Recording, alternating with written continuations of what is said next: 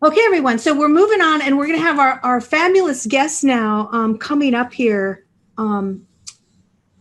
Dr. Victor Simon, Superintendent of Gower School District 62, and also Dr. Paul O'Malley, Superintendent from Butler School District 53, both from Illinois. I think they're got some sort of camaraderie going here that we're going to hear from both of them at the same time. It's awesome.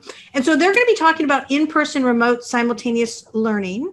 And hopefully we're going to discuss this all together, and on-site COVID-19 testing diagnostic. And so, hi guys, cameras on, share away. Hi, how are you? Hello. Hi, good. Good to have you guys. So this is exciting. I want to make sure that you can share your screen and share away. I'm going to take my camera off and let both of you guys just sort of let it rip. All right. For this presentation about everything that you're doing. And then we'll be watching behind the scenes for questions and things that come up. Do know that you're speaking to our whole national readership because we are recording. Great. So yeah. So Victor, you want to grab it? Yeah. Sure, sounds good. And good to have you guys. I'll let you know before I go on mute that I see whatever screen you're sharing, and then where we go. Okay, good. I see it. There you go. Okay. I'll let you guys, like I said, take it from here, and then I'll come back on towards the end. All right, Victor, you're first, please. Yeah, sure. Thanks for having us. And, I know the group that we're talking to, national group, pleased to be on and help where we can. Both schools from Illinois, and you mentioned that we had some camaraderie a bit. I think it's just because of the crisis that we're in, and we're a couple of the schools in DuPage County, Illinois, that have been fully open since August. That's brought us together, of course, similar challenges and whatnot. And we have a full sort of option for folks that are in our community to be here in person. But if they want to choose a remote learning option, they certainly can. And the in-person and remote choice is there. Many schools are set up that way, I understand. But what's unique, I think, is either the parallel or we call it a simultaneous learning environment, where you have teachers that have students in front of them. You also have teachers at the same time in that same classroom with students that have chosen remote, Zoomed in, Google Meeted in at the same time. So that simultaneous or parallel instruction is happening. And then to pack in even more is this point of care COVID testing that's on site. If you're following all the CDC guidelines and whatnot, you've known that there's been more and more guidelines given about testing on site. So that's something we'd like to walk through as well. So that's what we got packed into a presentation for you, and I hope it'll be helpful. And one thing I'll tell you up front is that we believe that it's replicable and scalable, up and down, the approach that we have, and we're happy to share. So Butler 53 is the district in which I work for, and Butler 53 is a small community, a great community, very altruistic, and we just have wonderful people who represent our community like all communities. We were involved in the ISBE writing of many documents, which has just been so great for us in terms of the joint guidance transition to in-person learning, which was published in June of 2020. And we have two buildings. So we have two buildings, a grade K through 5 and a junior high of grades 6 through 8. And we also have a partnership with the Park District, which has played really, really well for us because as Victor has noted, we formed a partnership because our communities are very similar, or there's a lot of similarities between the two of us. But at the same time, we branched out to some of these additional municipalities so that we could do school better and do our community the willing. Go ahead. Great. And similar, Gower 62 in DuPage County, we're also a contributor to some of the Illinois State Board of Ed guidance to get back to school. So some of that publication that was done in June and July. And in fact, we'll share some of those links with you here. But just today, some new guidelines were posted. So in many states, I know the updates continue to come. Similar, as Paul had said, we are in Illinois, we're considered a medium-sized school district. We serve just over 900 students. And I know that's not the same in every state, how they consider a small, medium, or large school district. But Illinois has a high number of school districts in it. And we have a K or pre-K to 4 building and also a 5 to 8 for our middle school.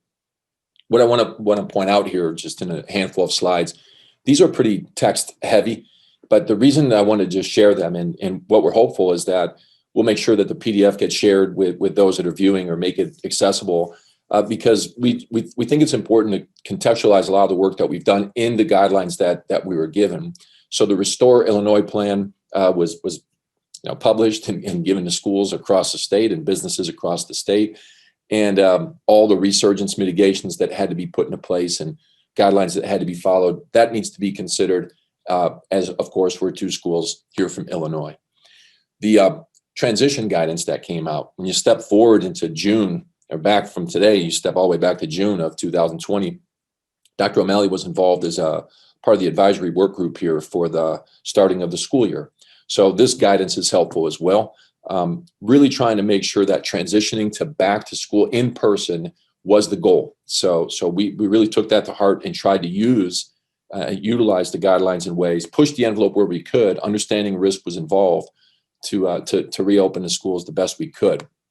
So as time goes on, those learning recommendations fast forward to July. And again, text heavy here, but just some of the bold stuff that I think is helpful.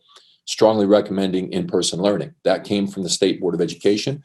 And again, really something that there was a commitment to local control and autonomy, and really pointing out that there had to be some out-of-the-box thinking and trying to be creative in the way that this was done. It's not like there was a roadmap for this one necessarily. These learning recommendations I'd mentioned earlier, I was part of the advisory group for this one. And then we just added this in this morning because the revised public guidelines were published today. And the Illinois Department of Public Health, in partnership with our Illinois State Board of Education, just published this. It's on the website now, and it was imminent when this would be published. We're well aware of what the guidelines were going to be, and happy to see that those updates have been made. So I think this final Part 4 transition is there for us, and the state can now start to pivot in a way, as many can, to start to think about what it might look like for next year. So I'm going to kick it back over to my colleague here, Paul, and talk a little bit about the program he's got at Butler. What's important to notice as we went through each and every one of the iterations from the first publication to the last is that we believe we are always ahead of the curve, and we were always forward thinking. And as part of that process, we opened on August 24th, 2021, in-person learning with a choice model, and remained open all the school year.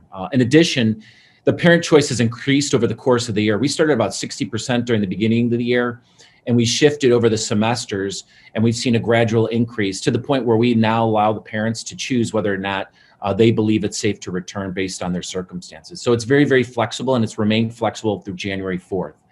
The first 2 weeks of our school year, we started with a transitional hybrid, and that was to allow our staff to become really acclimated to the conditions, especially with the amount of planning that is required from the remote learners.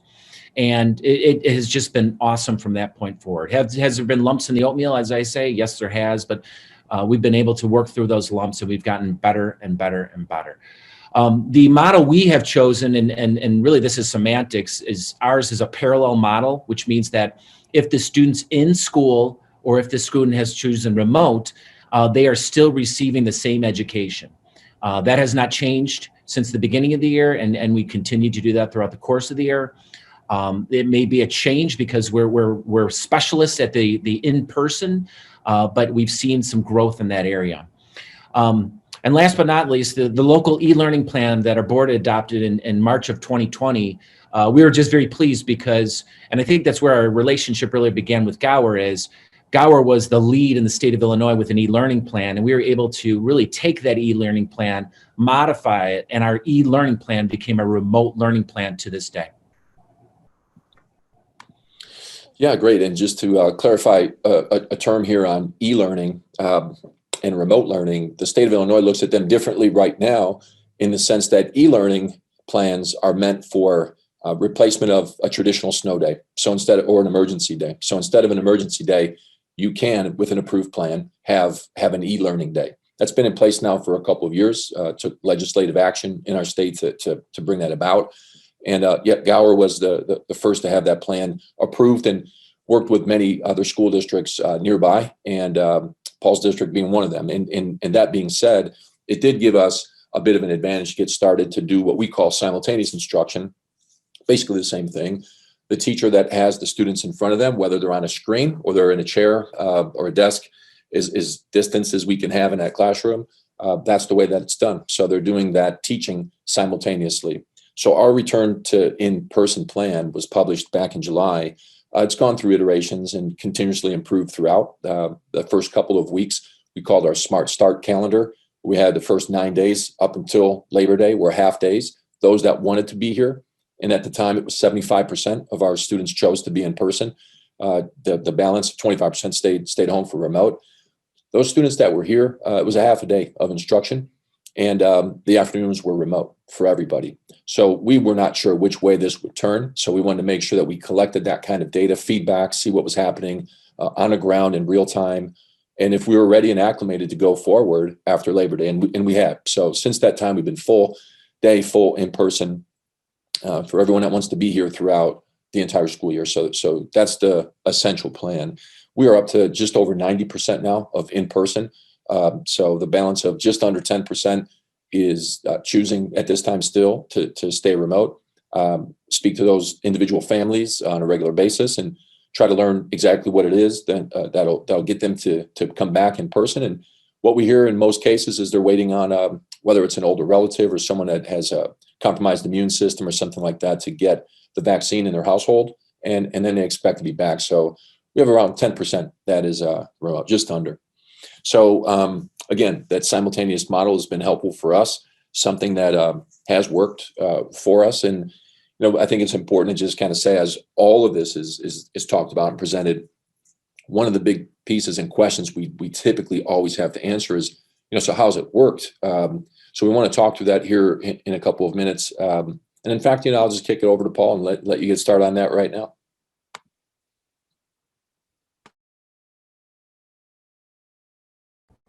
One of the trickiest parts of this entire process was the really, what you don't know. And in this particular case, we learned quite a bit. And these are the things, the key takeaways, the considerations. The first being a layered mitigation with careful consideration. And you need to be mindful of the community in school transmission rates. And so for us, there was a cadence that we applied, especially with our testing, especially with our academic expectations. The CDC guidelines are guidelines to be considered. And one of the most contentious things that came up over and over and over is the 6-foot physical distancing as much as possible. In some instances that became the requirement. And there were quite a bit of differences. For example, at Gower, they were not able to necessarily keep 6 feet at all times because they had to make modifications, but yet they were in. For our district, we were able to keep the 6 feet and it worked very well in both instances. Technological enhancements require professional development that matches those enhancements. And the reason I say that is you're using technology in ways that we never could have imagined. And the digitization of our curriculum is very, very real.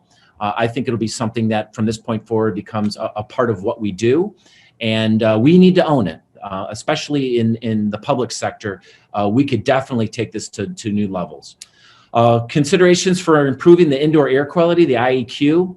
The HEPA filters, and the CDC did come out with quite a few recommendations in this area, whether it's HEPA filters or UV technology, MERV 13, incredibly important. I could share with you that we did approve at our most recent board meeting, technology for a UV Angel, which is literally a device that is able to kill pathogens, not capture and kill, but kill pathogens. And so that's a big step for us. Staff accommodations are one of the things that we thrived at, especially the N95 masks, which were required. They were fit tested and they were provisional. We were ahead of that. We were able to work with Gower and make sure that we were in compliance at all times, especially with our testing.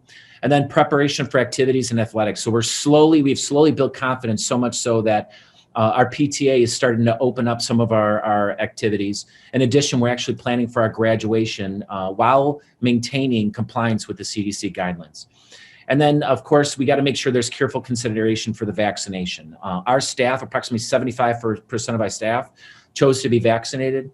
And so our calendar had to match that expectation and provide pathways that we could fill for the classrooms. And the reason I say that is Pfizer and Moderna do have certain side effects that take place. And so you have to be able to design a calendar around your staff.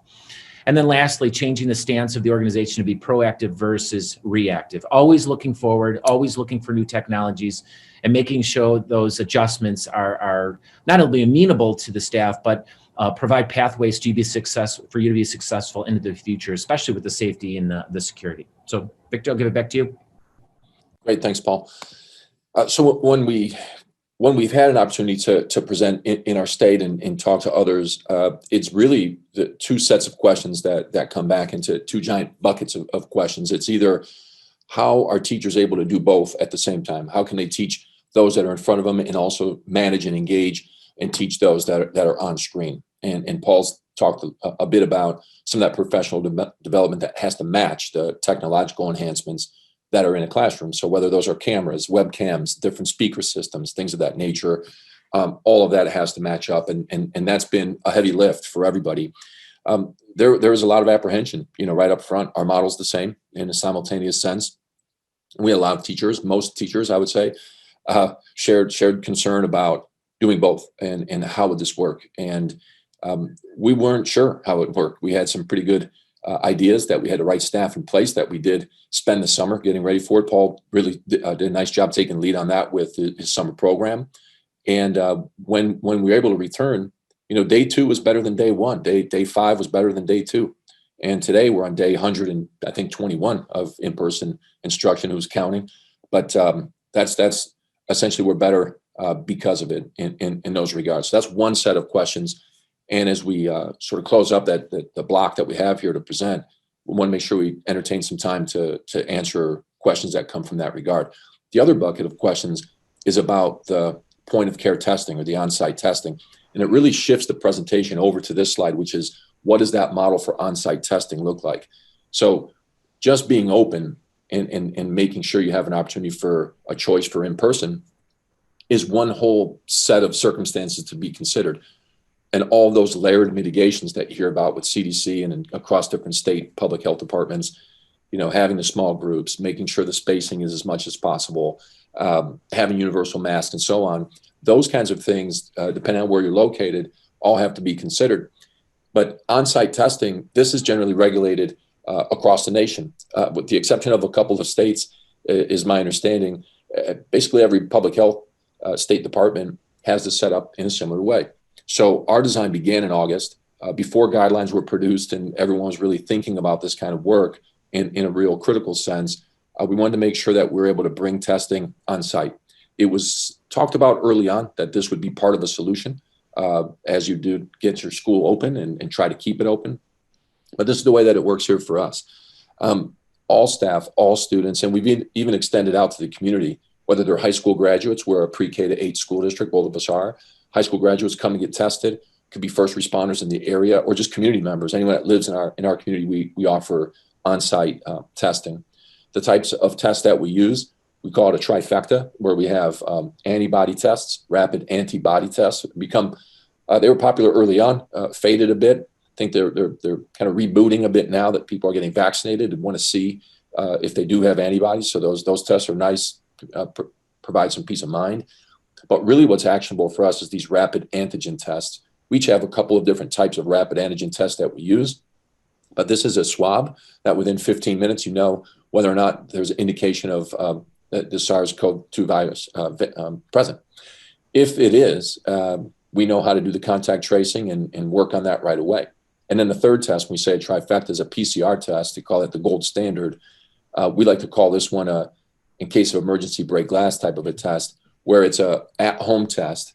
You have the opportunity to take it home and send it out to a lab off-site, of course, through FedEx in this particular case, and get your results back within a day or two. We use those for confirmatory type responses. If there's a rapid antigen test result that we're uncertain about or doesn't really match the symptoms or the condition that we have. But that's what we offer, all 3 tests. They're on demand. It can be scheduled or walked in. We have many folks drive up and just have a swab right through their car window. This is done with our staff.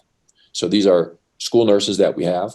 It can be done through health clerks. It can be done through administrators that are trained to do these tests. We have all those backups in place, but it's largely been done by and almost exclusively by our school nurses. free of charge.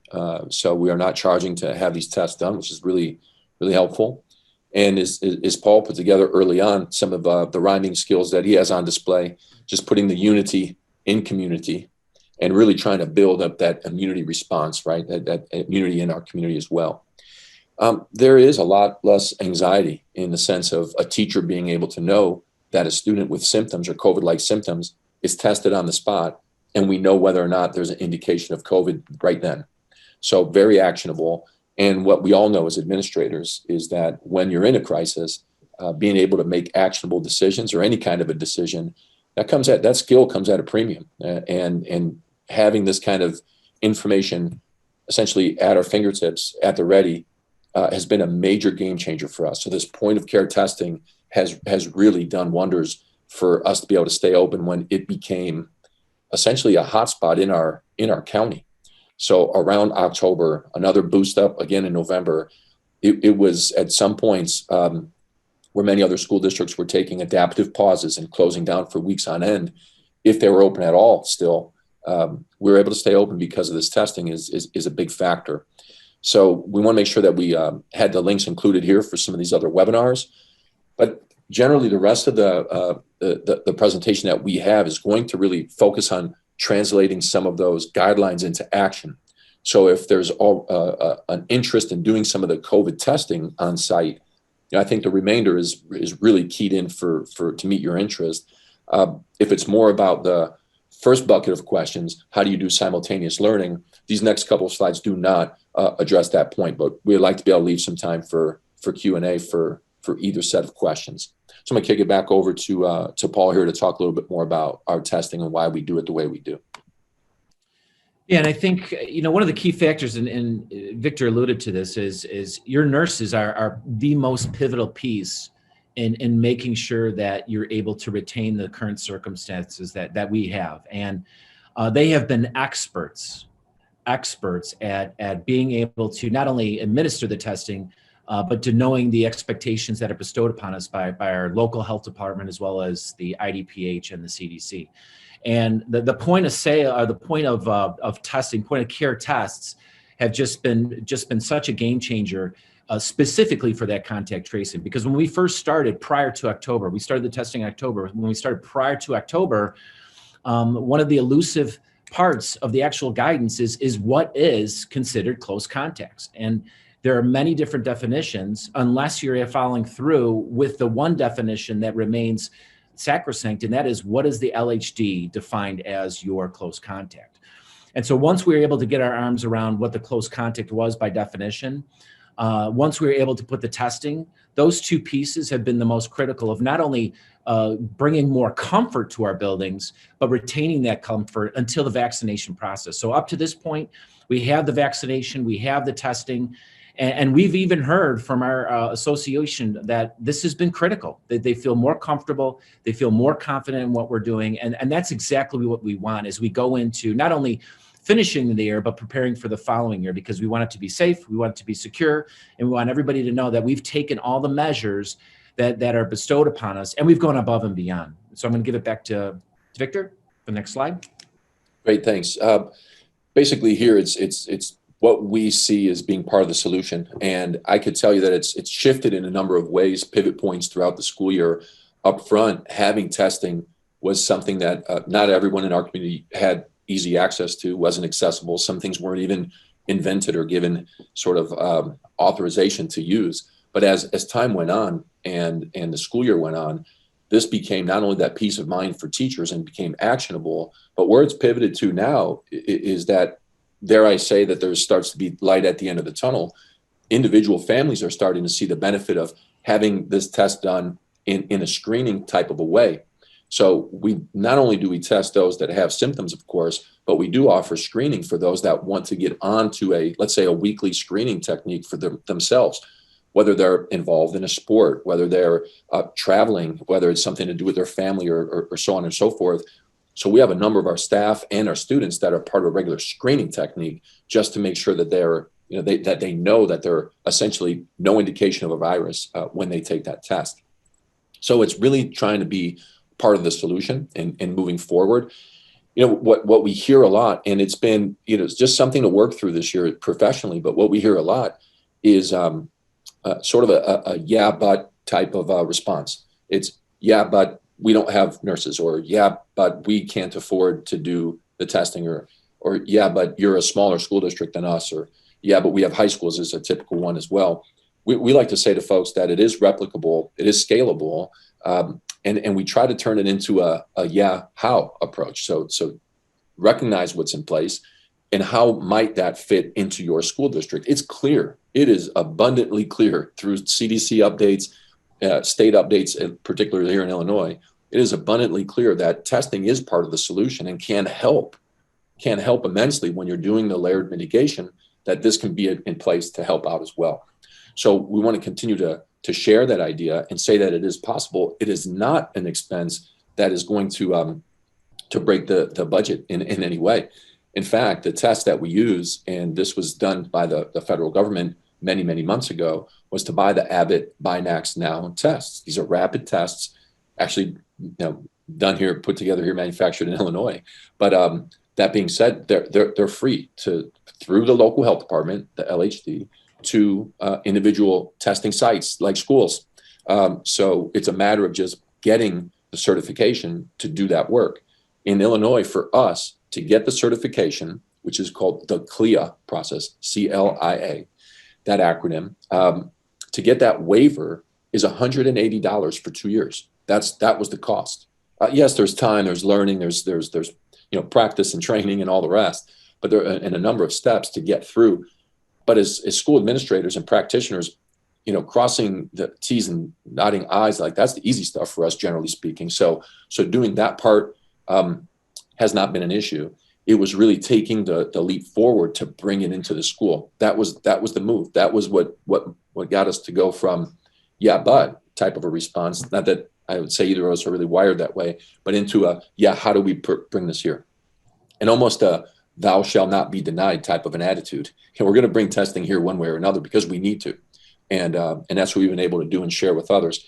So we'll transition a bit into how this moves into future applications. And Paul, talk about that here for a minute or two. Yeah, and we, securing the CLIA was probably one of the most complicated. There's no doubt about it. And what's beautiful about how we've scaled this, and I think this is critically important, the process for us took about a month and a half in total. But what we've been able to do is we've been able to compartmentalize this. So if individuals, especially they're seeking this CLIA license, they can do it in anywhere from 2 to 3 weeks to have a program such as this. But one of the things I want to emphasize is you invest what you believe in. As educators, if we believe that having the students in person is critically important, then that's exactly what we need to do. As we move forward, especially with the CLIA, we know that there's going to be opportunities where we could do additional testing. There are other COVIDs besides COVID-19, and we want to make sure that we are prepared in the event that other PCR tests are made available, that we can do that on site. And remember, this is an opportunity to emerge much stronger than ever before. Through these trials and tribulations, we're going to be far better as educational institutions when it comes to the safety and security. And so, changes in ways that support teaching and connect with others is exactly what we need to value, because we do provide quite a bit of care for the number of students across the country. And we are the foundation. We are really the bedrock of our society, and schools. What we're learning, especially for schools that cannot open, is that need the momentum. They need to build the momentum to get them to a point where they could start to get the kids back. And then anything we could do to provide more pathways for the schools to alleviate the stressors, especially from the healthcare perspective. As I told Victor and I told other people, full service schools will become a thing of the future. We will have full service schools. And they'll be much different, because typically your full service schools are more guided toward the low SES, not necessarily the more affluent SES. And so you're going to see that as we move into the future. And I know we're close on time here, so I'm going to give it back to Victor to close it out. Yeah, we'll just close it out here with this slide, just to be in the backdrop, and bring our moderator back to see if there's any questions that we could try to answer in the last couple minutes that we have for our time allotted. That's my understanding. We'll stick around after a break as well for some Q&A. But essentially, these are the steps to go ahead and get the testing on site. Paul mentioned what the future might look like here and what a future application can be. in the sense of a full service school. We see our health office being more of an extension in the community. So just as a final, if it's not clear that we're passionate about this work and trying to really move forward with some of this, one other point to make is that once you have this CLIA waiver, you can perform and administer other CLIA waive tests. Depending on who you're working with as your medical provider, there is a standing order that's to be had and kept on file. So what we expect to bring to the table for our community next year is rapid flu tests, rapid strep tests, rapid mono tests, rapid COVID tests, as we expect that'll be something that we're going to want to still screen for in the months to come, if not even further than that. So that's where we would leave it in the sense of obtaining a waiver. Make sure you have all the logistics worked out. You do need to have a provider order. So this is a medical provider. These are prescriptions to administer a test, if you think of it that way, as a prescription. Training, of course, all the PPE has to be in place, the N95 fit tests and all the like. And then how do you dispose of the infectious waste? Not as complicated as one might think, but it is something that sounds pretty scary and keeps people away from taking a step forward on point of care testing. And then there is some reporting requirements that are federally mandated and don't take a lot of time if once you have a chance to run through a handful of tests, but it's a task that does need to be completed. And then, of course, the parental consent. So anybody that's listening might be interested. We'll make sure that this document gets shared. Just to kind of give you an idea, the handful of slides that we have at the end are just listed with this star and basically translating the guidelines into practice. So these are just some of the considerations and lessons that we learned from each of the steps. After you get a waiver, what are some things you need to be asking and thinking about? Once you have a room set up, what are some of the things you need to be asking and thinking about? And it goes on from there for each of the steps. So we'll make sure we get it back through our moderator to everyone that's interested. And we'll end there and ask for any Q&A. Okay, I'm coming back online, guys. This was awesome. I don't think we've had anybody talk about this so far nationally. So this is really awesome work that you've done. And I love the fact that you've got this sort of listed out on guidelines for practice. It's super cool. Going to make sure we have those slides from you. So so besides the video, when we put it out, we can put out your deck as well. So I'm going to check for questions. I don't see any questions coming in right now, but I have a ton of them in terms of, I think my only question right now, and then we're going to move on to the motivation discussion. I'm going to let you guys have a short break while we talk about motivation and then have you guys come back in case you need like a little personal break. But has there been pushback on any of this? Do you have people going, I'm not doing it? No? Okay. Yes. No, there's been a ton of pushback. There's no doubt. I mean, trying to figure out, this was not easy. All right. But it was also upfront, not popular. So and I don't know that it still is.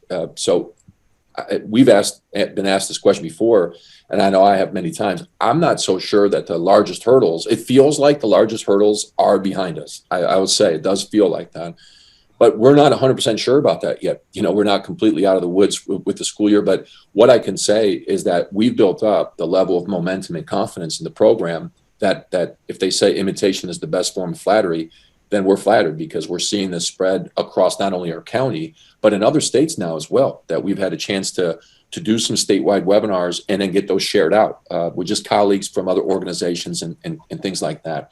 So absolutely there was pushback about the simultaneous learning model, or the parallel learning model as my colleague calls it, a lot of pushback there.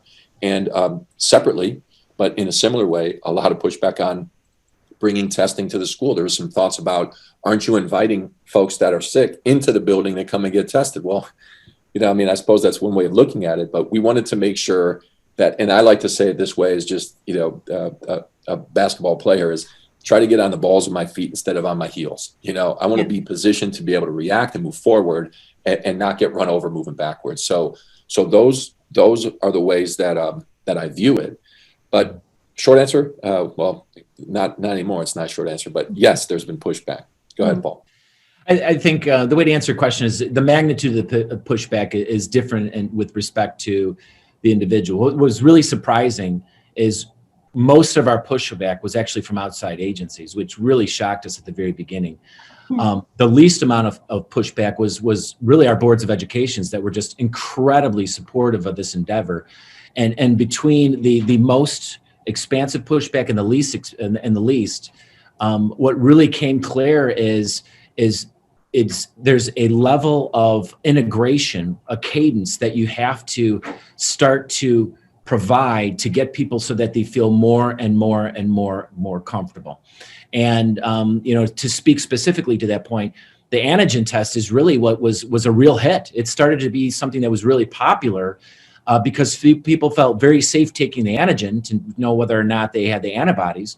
But more importantly, if they took the antigen and it was positive or negative, it didn't affect the length of time that they were able to come into the building. But over time, as we gradually became more comfortable with the testing, what we found is our staff was more open to all the other, whether it was the antigen, the antibody, or the PCR. They knew that they had a choice. They knew that there was screening and diagnostic, and they knew that we were not going to force it upon them. But they just had this opportunity to empower themselves to access these. But I want to put it in the context of there's like rungs on a ladder. The pushback was either at the bottom or the top of the ladder, and it just is with respect to the magnitude that was the pushback happened. Well, yeah. And you guys have been leading in a moment that had to be led, right? Like back when everything was sort of okay, you don't have to change stuff. But then all of a sudden there's all this change, and the best thing to do is do something. So doing something always is going to have some pushback because it's change. Nobody, humans are known to not like change. What are you changing? Like, why? So it's the normal thing humans do. So this is awesome leadership. Yeah. It's the old "who moved my cheese" adage, right? And without a doubt, think about this. There's a creed that I live by, and I personally, professionally, and I think it's been tested this year it in a big way, is calm seas don't make good sailors. So we're finding that out, and a leadership framework is really emerging to find out what is it that's required when there is a crisis. And if you don't have the relationships that are in place or that need to be in place, it's not a time to build those up when you're in the middle of a crisis. So it's tough to circle way back and try to build those up to be able to take some risks and do some things that people might not be comfortable with. People are looking for some of that level of trust. That doesn't come easy, and it doesn't come cheap. So being able to do those kinds of things are important. But I like to believe, and I operate by the fact that what we do in education isn't a dress rehearsal. This is not a dress rehearsal. This is real time, real life. These kids need us and depend on us. And that being said, when the State Board of Education makes it clear in June that getting back in person to maximize the way you have in-person learning, that's the goal. That to me was the permission to move forward and push and find a way to utilize the guidelines and fit within them to be open. What we're seeing is lots and lots of folks use the guidelines, and I don't mean it in a negative way. I'm just reporting what I'm seeing. Lots of folks using the guidelines as a way to justify why they can't. And I think we're at a stage where it's not can't, I think it's won't. That's a difference. And I think when we talk about leadership, it's important to make that distinction. And this year's really taught me that and underscored the need for it. And so I respect so much when you say, hey, where leadership was called for, you don't know when that's going to happen all the time. The title alone doesn't grant you the skill set. So that being said, this year has been a tough one, and we'll learn a lot from it. But it would be a wasted effort if we don't emerge stronger.